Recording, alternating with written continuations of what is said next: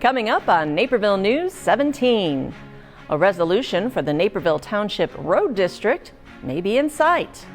A college student from Naperville cashes in on her craft, and the sounds of summer ring out from the Millennium Carillon.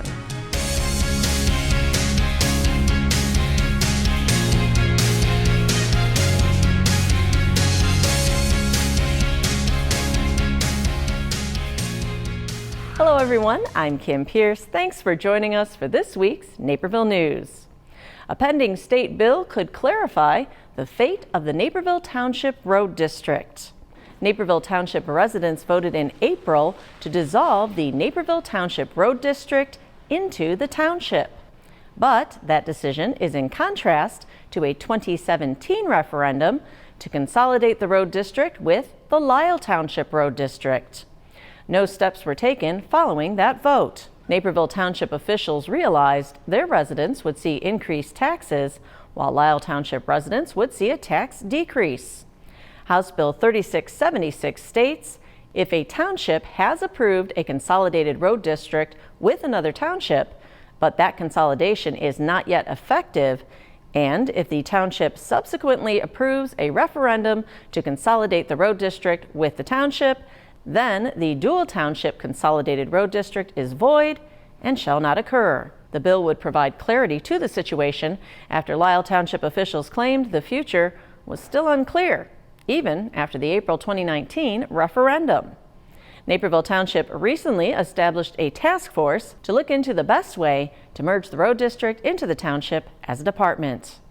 The bill is co-sponsored by Representative Ann Stava Murray, whose 81st State District includes much of Lisle Township. The bill is currently awaiting Governor J.B. Pritzker's signature. If signed, the bill would go into effect immediately. Out-of-school suspensions in Indian Prairie School District 204 are down from last year. At the latest school board meeting, administrators reported that of the 27,520 students enrolled in the 2018-2019 school year, 266 received an out-of-school suspension, which is less than 1% of the student population. Though OSS numbers have continued to decline over the past 6 years, there is some disparity when it comes to Black students when compared to other racial groups.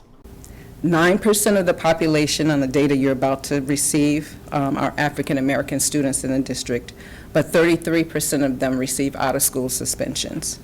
Middle school is actually 50%. By comparison, white students, who make up 44% of the student population, receive 36% of OSS.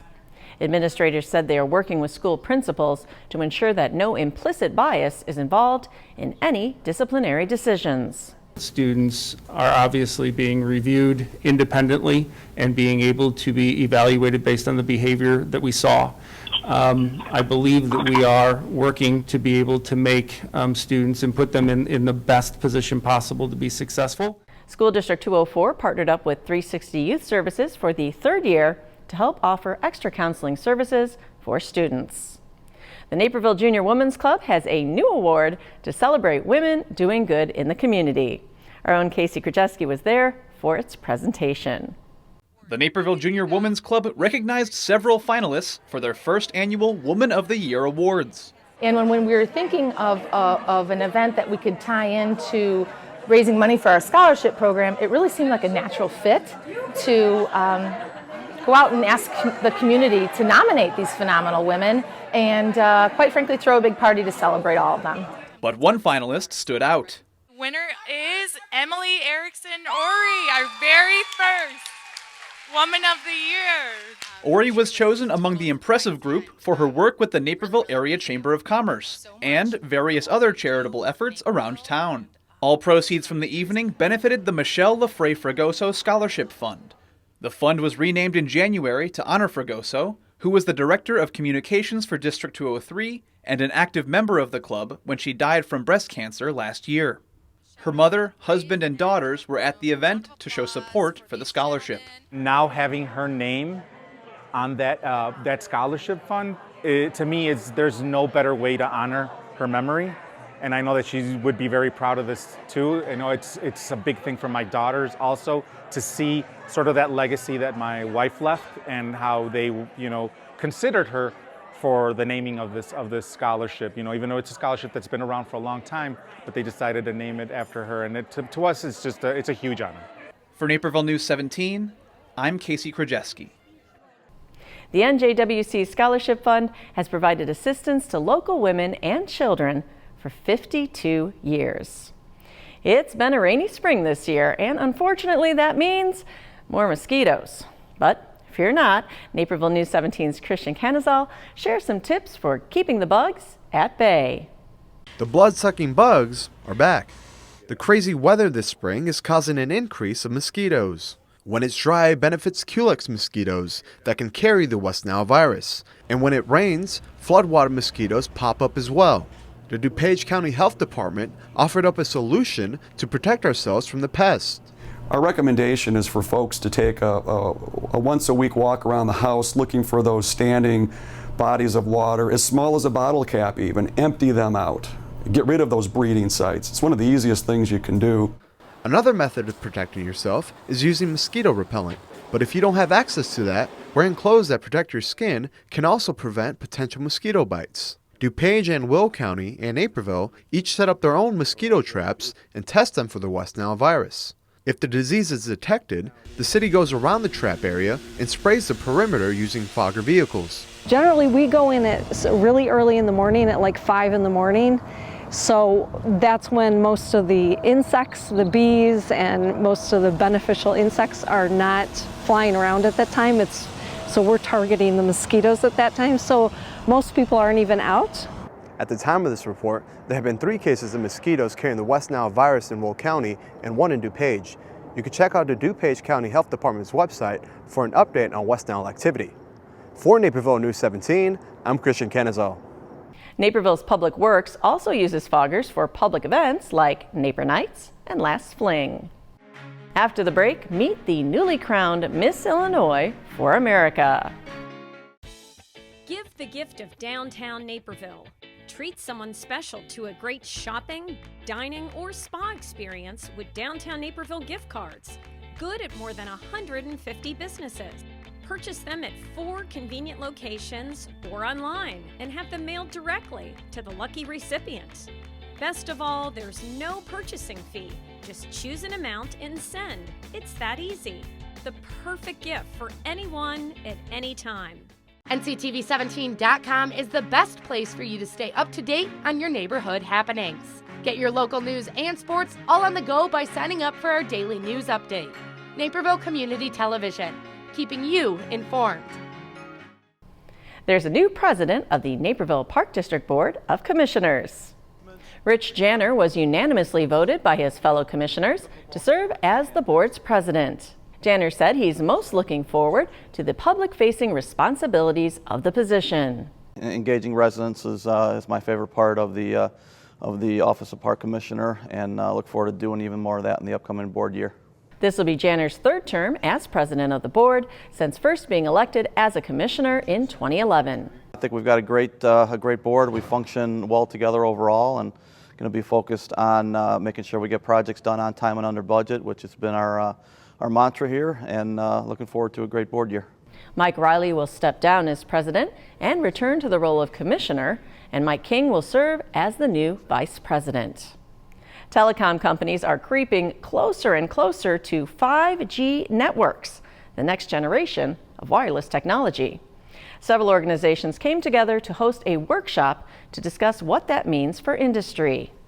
5G Alliance for Connected Industries and Automation, along with Hub 88, hosted the event, which served as a chance for industry professionals to learn more about how 5G will affect different industries. Everything will be affected by 5G, from various industries like the power industry to textile industry to farming. Everything will be affected by 5G because everything will be connected wirelessly. That's because when 5G is finally rolled out, it won't just mean faster internet. Everything from self-driving cars to refrigerators to running shoes will be connected to the network. that will allow for a greater cooperation between humans and machines. This is the collaboration between humans and machines. Yeah? So with this ultra-reliable communication, you can make sure that machines can collaborate with humans so that you can control the machines, and that the benefit is for the worker that the difficult parts can be then supported by robots. While nationwide 5G is still years away, you can already find 5G networks in parts of several U.S. cities, including Chicago. For more information on Hub 88 events, you can check out their website, hub88.org. Naperville can now say it is home to a queen, a pageant queen, that is. Congratulations to Monica Patenkar on being crowned Miss Illinois for America. Patenkar recently won the pageant while representing her hometown of Naperville. I just love how Naperville has changed over the course of my life. We have such a booming downtown area. We are representative of so many different cultures, and it just means the world to me to not only be Miss Naperville, but now to be Miss Illinois for America and represent our entire state. Patenkar attended District 203 schools growing up and is an active member of the community. She works as an attorney in Lisle and is also an advocate and practitioner of Indian cultural dance. That passion for performance was the driving force in choosing the platform she supports in her pageants. So I think it's really important to share our talents. I love dancing, and I love spreading that message of just seeing something new. Whenever there's young children in the audience, they're always so excited to see the costumes and to hear the music. A success on and off the pageant stage. Patenkar will travel to Las Vegas for the Miss for America pageant the week of August 17th. Best of luck to Monica. A 20-year-old entrepreneur has grown her business from Missouri to her hometown here in Naperville. Our own Christine Lena has her story. From canvas to coolers, Housey Designs has come a long way from its early days when Naperville North graduate Emily Housey was painting and selling decorations for her friends. Once I realized that people, it was kind of popular just to have handmade, hand-painted gifts, my dad sat me down and he said, it was July 17th, 2017, and he said, I just bought you an LLC and you're gonna have to figure out how to pay me back. Also figure out how to get me a souped up Corvette, because that's what I want. I'm like, okay. A couple years later, Housey Designs now has customers in Illinois, Missouri, and throughout the Midwest. Not bad for a junior at Mizzou. Her company crafts handmade art, shot skis, custom logos, and they even do body painting. She was able to expand the business with the help of 10 other college women. It was all thanks to a passion for art and business and the inspiration of her former neighbor Dick Loker, longtime cartoonist of the Dick Tracy comic strip. He's just an incredible artist. His statues are everywhere downtown. And the best piece of advice I've ever gotten was from him, and he said that he wasn't a great artist in college. He wasn't the best. There were people who were way, way, way better than he was. But because he worked hard and he stuck with it and he looked for the little opportunities, he was able to make it big. Now Emily can add shopkeeper to her list of titles as she builds Housey Designs' first shop at Mizzou's Student Center. And her hope is to one day put a storefront in her hometown. Reporting for Naperville News 17, I'm Christine Lena. Emily says that Housey Designs' next goal is to reach customers in 15 different states. Coming up, a group that's woven together in history. We live in a safe community, but not a crime-free community. If you see something, say something. Be a Naperville Crime Stopper.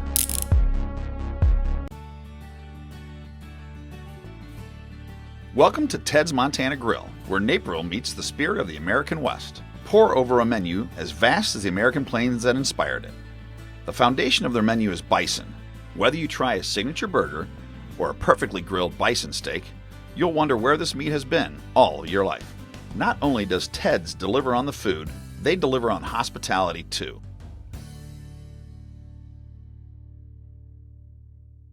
Quilting, storytelling, and community are what the Riverwalk Quilters Guild is all about. Naperville News 17's Aisha Ashley Hausa has the details on what these ladies have weaved over 25 years. The Riverwalk Quilters Guild of Naperville is celebrating 25 years. There is a storytelling always in quilting.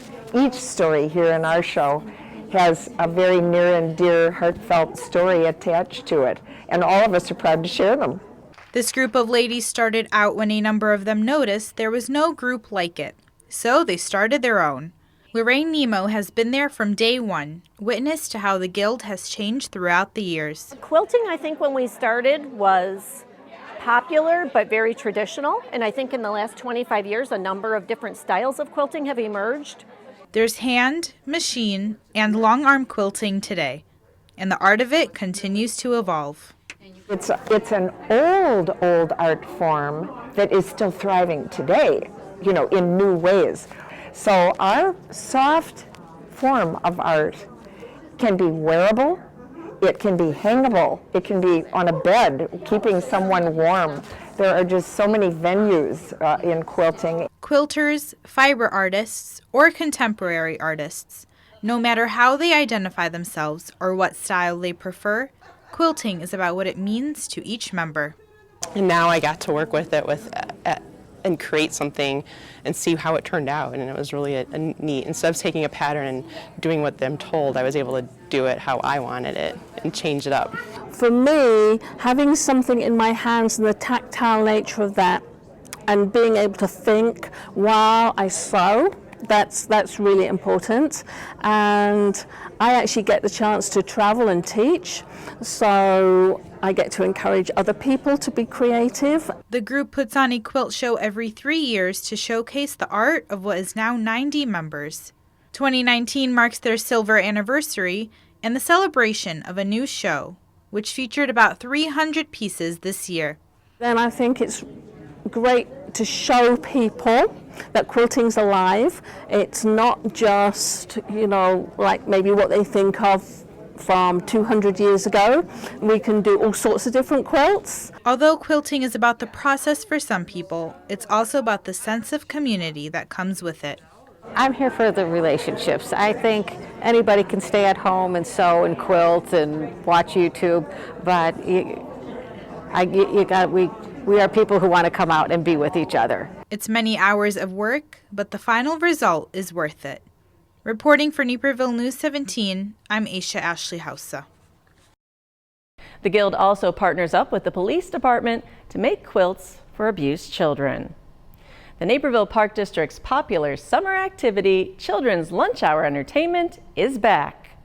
The first one of the season kicked off on June 11th with a magic show at Frontier Park. Kids were entranced by the magic while enjoying an afternoon snack in the sun. With this magician out, it seems like the kids are really interacting and smiling and wanting to participate. So that's great that they want to get involved, and it is great to see a smile on their face. It's kind of why we do this. The magician had kids up on their feet and taking center stage as they helped him with his magic tricks. There were food trucks for lunch, and a few booths were set up for games and giveaways. And a new addition this year is a children's book reading with source books. The lunch hours take place every Tuesday at 11:30 at either the Frontier Sports Complex or the Riverwalk Grand Pavilion. You can find out more information on the Park District's website. There's a new living exhibit at the Morton Arboretum. Gateway to Tree Science is giving a close-up look at tree care and functions, as well as the research efforts the Arboretum has put into a greener future. A lot of times it's hard to really connect with some of the science we do because it takes so long and we don't do it in the public eye. And so the Gateway really showcases the breadth of research we do here. So we've got a short little loop that goes through the natural areas, my specialty, so that you can understand trees in their natural habitats before we start putting them in the kind of urban or more built environments that people tend to interact with it.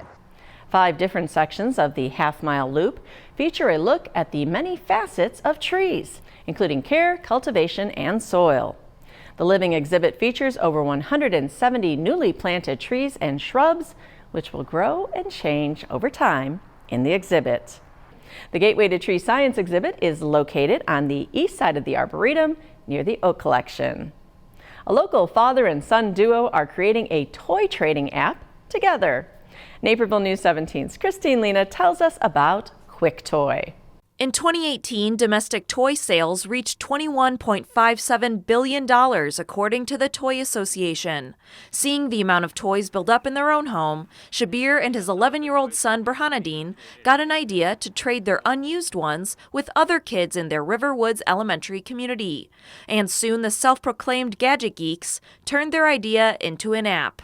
Like a lot of families, kids just have toys like stashed in their basement. And later on, they just throw it.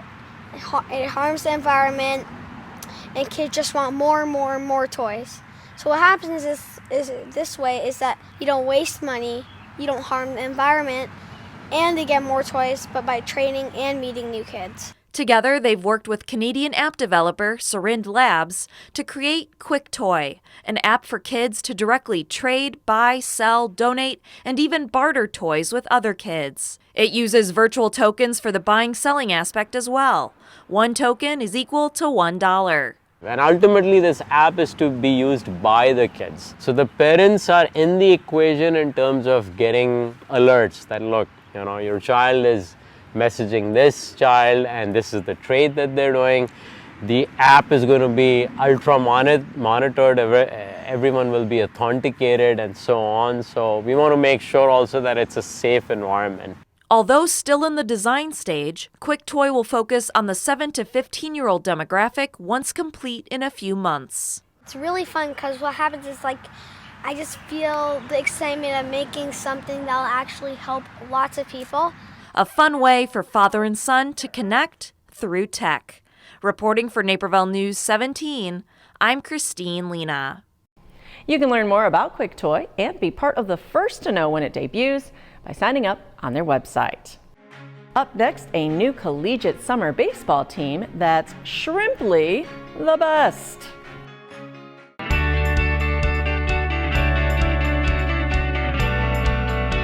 In Naperville, we know that community counts.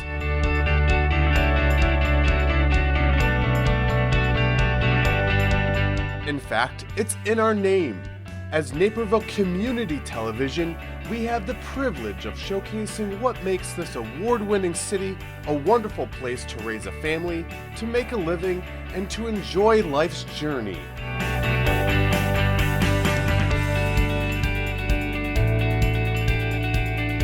That's why it's our mission to capture on camera those special moments that connect us.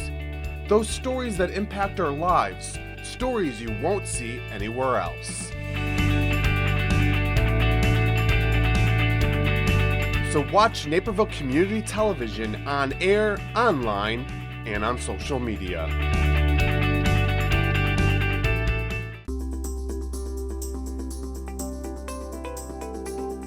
It's going to take someplace special to stand out in Freedom Commons, and Shinto Sushi is up to the challenge. You get the highest quality service and amazing ambiance. Shinto Sushi Freedom Commons takes their plate presentation to the next level.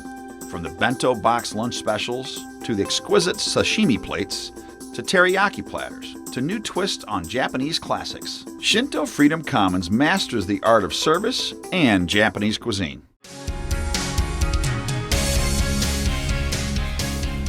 Putting a collegiate baseball team together is a complicated process to undergo. The area's newest team, the DuPage Pistol Shrimps, thought they had time to work through whatever obstacles that happened to pop up. The Prospect League approaches originally with the idea of coming in for 2020. So our original thought process is we have 18 months to build infrastructure, build awareness, and so forth. So under that pretense was our original agreement to do it. Co-owner John Jakomick then got news in the fall of 2018 that no, the team didn't have 18 months. He and his partner, Mark Sheehan, had 6. Another team was taking longer than expected to raise funds, so the Pistol Shrimps stepped up to the plate and got to work. First things first, find a facility. Benedictine has lights, good stadium, good people. Check that box off.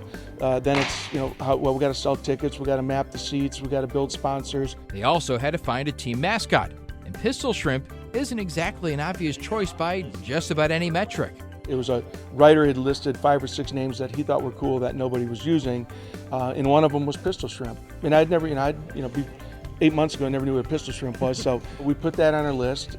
We sent it out to our kids in the academy, kids in California, friends and family kind of still keep it low key. And every poll we did in every different focus group, it outpolled 3-1. It's a little different, but that's kind of the theme of summer baseball. It's just different, kind of have a fun time with it, so just joking around with it. Jason Shanner is a pitcher at North Central College and has a pair of teammates from high school joining him on the Pistol Shrimps, making for a fun clubhouse. Good impressions. Looks like we're going to have a strong year, strong team. A lot of guys know each other, good camaraderie, so it's going to be strong. The only odd thing about collegiate summer ball is the focus isn't so much on winning as it is developing individually. It's a lot of more development and focusing on yourself rather than the team aspect, but we're all still working towards the same goal of winning games, and developing will win those games. Winning and developing is part of the battle. The rest is left to ownership, connecting with the community. After 2 prior failed attempts in DuPage to get a team off the ground, Jacamick thinks this ownership group has the winning recipe. The prior teams had out-of-state ownership groups. We're local. We're here in Naperville. My partner Mark lives in Lisle, literally a mile from the stadium. So, number one, that gives us a big leg up. We're here. We're in the community. With broadcasts coming from Illinois Media School students, as well as a host of players rooted in the community, the Pistol Shrimps look to succeed where others have failed, despite a mighty time crunch. Reporting for Naperville News 17, I'm Kevin Jackman. And if you have an idea for a sports story feature, you can let us know at newstips@nctv17.com. Though summer hasn't officially hit quite yet, the sounds of the season have arrived. The 2019 Carillon Summer Recital Series began June 4th, and Naperville's own carillonneur, Tim Sleep, kicked things off. From now through August 20th, community members can listen and even watch carillonneurs from around the world. There are only 145 Guild certified carillonneurs in all of North America, and there's probably only 200-300 in the whole world. So you can only hire people to play if they're in town. Sleep has been Naperville's carillonneur since 2007 and regularly performs at the Millennium Carillon. His summer recital performance included opera potpourri, Broadway medley, and Broadway potpourri. As a change-up, I decided to do something different. So I'm playing only music from Broadway musicals, and I'm doing 15 shows in 55 minutes. So it's going to be kind of an all-out straight through, playing a ton of music with it. But we try to pick stuff that will show off our tower. We're proud of the instrument. We're proud of the investment that's here. Audience members can get a quick tour of the Carillon after the performances, but tickets for that are limited. For information about performers, dates, and tour tickets, you can check out the Carillon's website. And that's what's happening right here in your neighborhood, Naperville. We'll see you next week. Until then, you can catch up on local news by signing up for our NCTV 17 news update, delivered right to your mailbox Monday through Friday. Sign-up information is right on our website, nctv17.com. This week's Naperville News 17 is brought to you in part by the following sponsors.